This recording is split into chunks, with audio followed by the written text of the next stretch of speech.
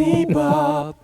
Welcome to Artist Bebop number 42, the weekly ramble where I take a timer, set it for 22 minutes, and ramble. Let's go. This week was pretty cool. I spent a lot of time learning about AI because I think it's so important to marketing, really to everything, any type of business. But mainly I'm applying it to what I do myself. And upon researching, I saw a few ways that I could automate or schedule a lot of my posting, which is something I struggle with day to day. During the day, I take care of my kiddos and tend to mainly them. But in between that, in between those beats is when I do my marketing. And that's been a hard grind. Especially, I get more ideas and I want to do more. And yeah, the time it's a killer. So yeah, I found a way to automate that a little bit. And so I've been pecking away slowly. And the result was that I had more time with my kiddos. I've been going to sleep earlier. I've gotten more studio time. So for all of the perils and concerns with AI, I don't know. It really made me look at things optimistically. So, and I guess, in general, that's what technology does. It takes away the more mundane tasks and it makes things easier. And I guess I understand apprehensions. Not without apprehension still, but I don't know. That was super cool. It was like getting a leg up on something. So, yeah, I just got to enjoy my week. I had more ideas, even content-wise. So yeah, I'm getting a rhythm on posting. And so I was thinking like, okay, so you have that extra, you have that boost. So now I'm studying and researching more about optimal times to post on different platforms, that type of thing. So yeah, and that's ongoing work, ever fluctuating, but I think it pays off. The more involved I get in that part of it, the better results I see. And the thing is that I'm not the only one doing that type of thing. And really in terms of, I guess what competition to me is just attention. Bringing attention, not necessarily other artists, but just in general. If you think about the amount of things that are thrown at the consumer, it's amazing anyone's able to make noise that's not heavily funded. But I guess that's the cool thing about social media, is it levels that playing field to a good degree, which is advantageous. Yeah. So yeah, I had extra time. I started working some paper pieces this week. Had some new ideas for these this series, and so It just kind of happened, I guess. So I work faster on paper. So I put a little quartet up of baseball players, and I said who should play next, and I got a bunch of suggestions. So I turned that into a time-lapse thing, and I was so pleased with it. So yeah, it's good. It's good to have a more rested brain, because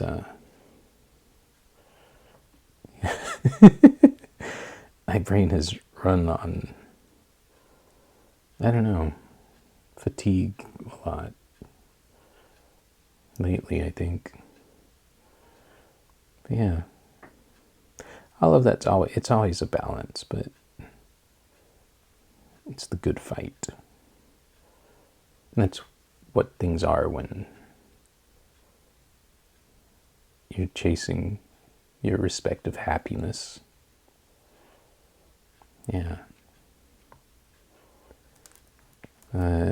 Yeah, got also just been organizing my studio. I finally got the room changed around, so I'm just gutting that.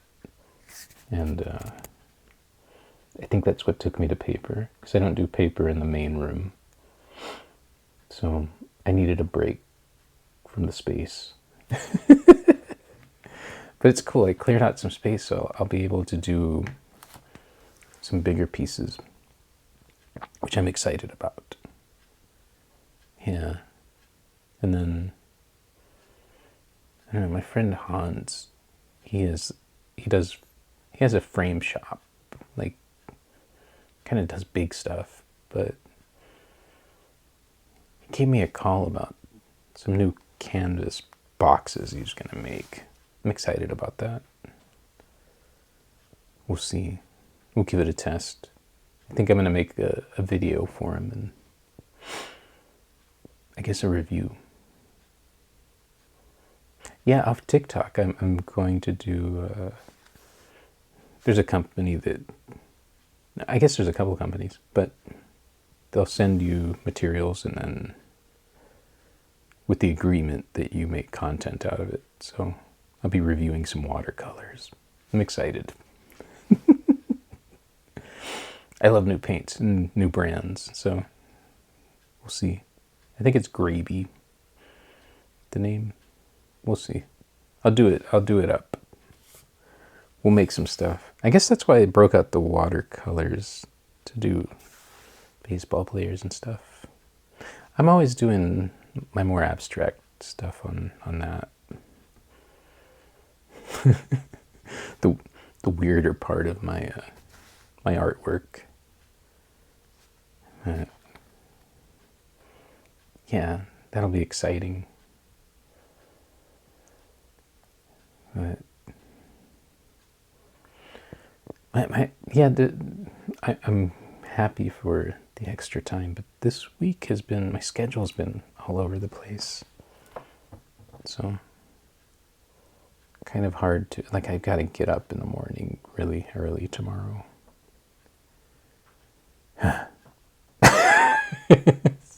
And here we are at 2 a.m., which is earlier than I usually record these.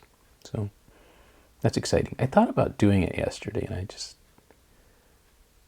guess that's all I did was thought about it. I don't know. I felt like, felt rushed that extra day.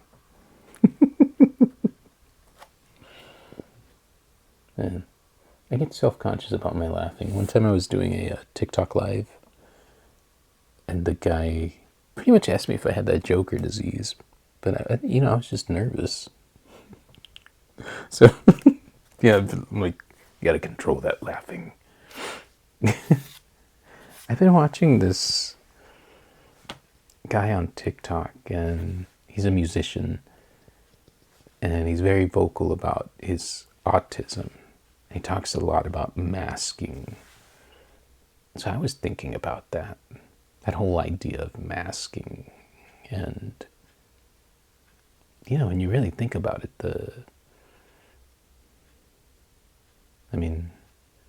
society is masking. Like growing up, was always told, smile. Like, yeah, I was a moody teen, or I don't know. But, and it just annoyed me when I would hear that, like, smile. I'm like, why? What you're like annoying me and you want me to smile. But, I matured. I was like, I put it together that really what that was is they were uncomfortable by the not smiling. It was them, I was fine. I didn't have, when I think of those instances, I was probably just sitting there thinking. And but I became conscious of that, and I guess I'm more smiley now. I mean, I'm happy. I'm a happy person, but when he started talking about that, I forget his name, but the musician, about being autistic, and people just thinking he was he used stronger language, but a jerk all his life. But really, he was just being him, and that resonated a lot. Or I could empathize with what he was saying. It's weird. He's probably one of the more articulate people I've heard talk about the subject. I've heard the term masking, but then it got me thinking about the art series I was doing with masks. They were like goofy ones. Like I did E.T. and different animals.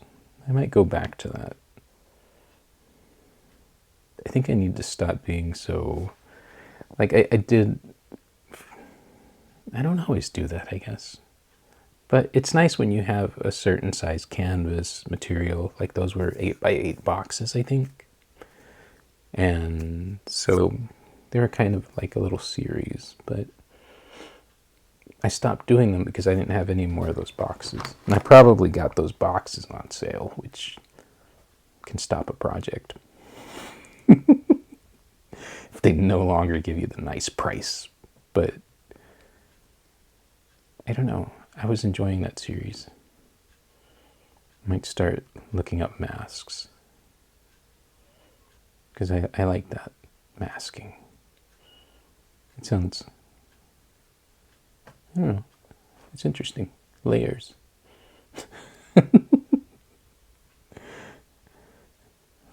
like the V films where they would peel their skin off and reveal the lizard.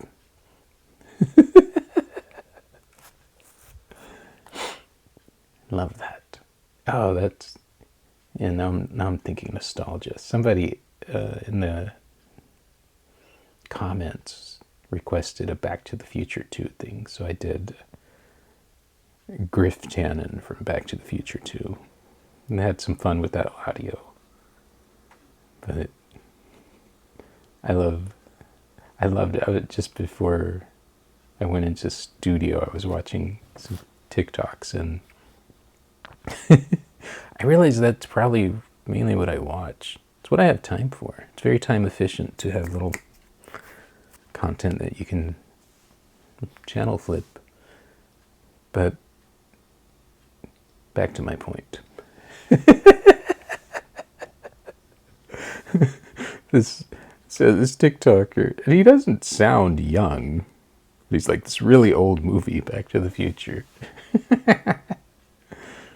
That made me laugh. Because when I think really old movie, I think like Casablanca or Citizen Kane or Charlie Chaplin. But I always thought that way, I guess. Like that was, I don't know. I didn't see things as very old.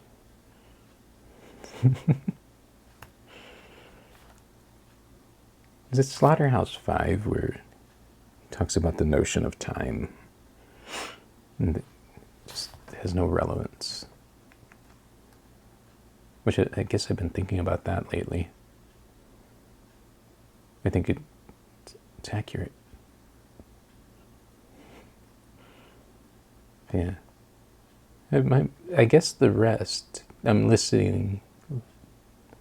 It's weird because I do listen to these, especially, I just want to make sure the audio's right, so I'll listen to it right after, but just even being aware of what I'm talking about right now, I think all the rest has taken my mind to weird places, so who knows where the work goes from here. It'll be exciting. Stick with me. Yeah. Yeah, I've got a ton of ideas. So, and I've got a ton of marketing ideas. Marketing increasingly becomes like so interesting to me. I wish, I don't know, I wish that was taught in school when I was a kid. Yeah. I think about my friend Peter. So he went to fine art school, and I think he did like printing, like lithos and lithographs and that type of thing.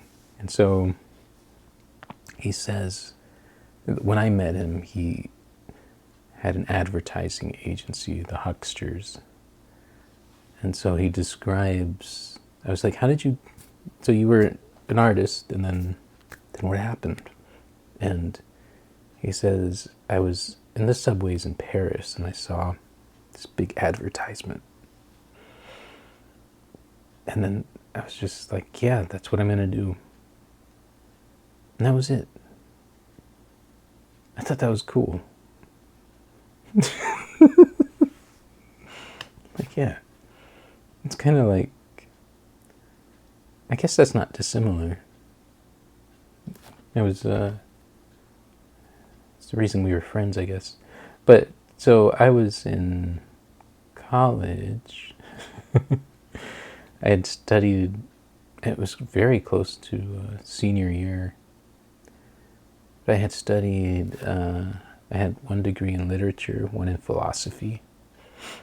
And then I also was going through the photography school there. And I had a friend that, and we always hung out, and he was really into photography too. And he was actually probably how I started selling art. Or it was, yeah. So there was a school sale, and the fee was like $30 for the table, which, man, that hurt my pocket back then. But we split it, so it was only $15 a piece, which was a little more doable. And then, so, we're sitting at this sale, and I've been making sales, which was crazy. And he says, so you're going to be a photographer? Is that what you're going to do for a living? And I just said yes. And that's how my photography career started. Kind of like Peter in that subway. And yeah, weird. Because I had not ever vocalized that or really, I don't know, I just liked it. And he asked, so I answered. I had to give an answer, right? But yeah, it's weird. And then a lot of things happen that way for me, which probably should be concerning. I don't know. It works out. Because, yeah, the painting thing, too, was very... I had that career as a photographer, and then one day it was just like, nope.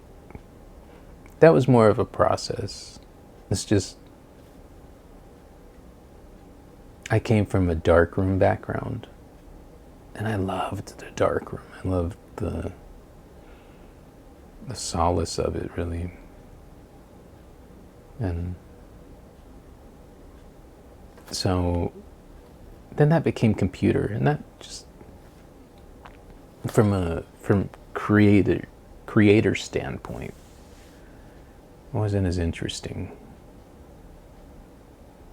So that's when I dipped into the paint. And then one day I just like, yeah. Slowly I started dropping clients, no longer exhibiting photographs. It all just started to, it's like cutting weight loose. And here I am. Who knows what's next? Maybe a marketing firm. But I don't know. I still very much enjoy making things. Aside from being with my kids, family, like the studios, it's always the same place, I guess. In photography, I did love, even when in the digital age, I loved the photography set, which I started to do way more studio stuff when we came into the digital age. But yeah, just making things, just having ideas and pushing them around. Even the multimedia of it now, I really enjoy. As much work as it is to put stuff out there and figure out how to do that and have it be effective, it's all worth it. It's very gratifying, but it's also kind of weird because like that content, it's like I post ramble here, but that content, I put a lot of effort and thought, and as I've said before, it's a compliment to the art, an appendage. All right, that be it. I am going to go to sleep earlier. Very exciting. I hope you have a great week, and I will see you next time. Welcome to my world, El Santos world. Bebop.